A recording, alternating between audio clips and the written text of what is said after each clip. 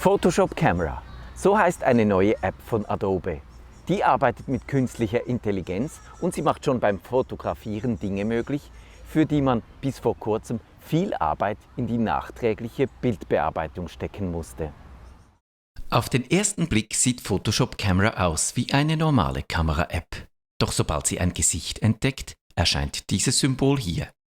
Mit dem schaltet man in den Porträtmodus um und der macht die abgebildete Person automatisch ein bisschen hübscher.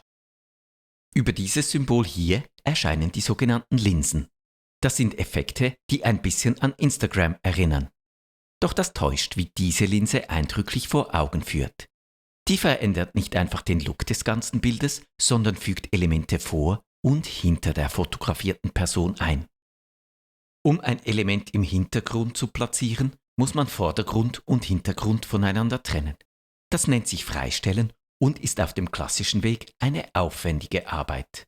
Doch die wird hier von der App automatisch und in Echtzeit erledigt.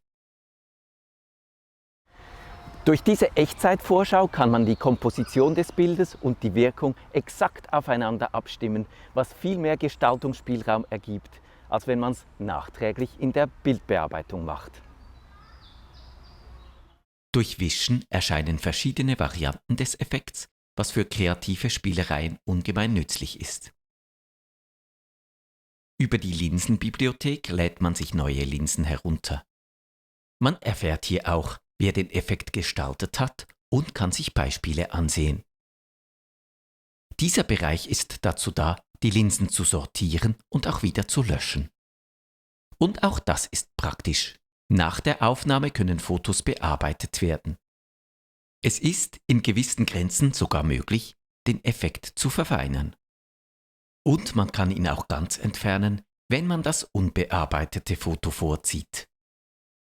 Die App steckt in den Kinderschuhen und es gibt noch viele Einschränkungen. Zum Beispiel kann man als normaler Anwender bislang keine eigenen Linsen entwickeln. Aber ich habe keine Zweifel. Diese App erlaubt uns einen Blick in die Zukunft. In der werden die Fotografie und die Bildbearbeitung keine getrennten Disziplinen mehr sein, sondern zu einer einzigen künstlerischen Tätigkeit verschmelzen.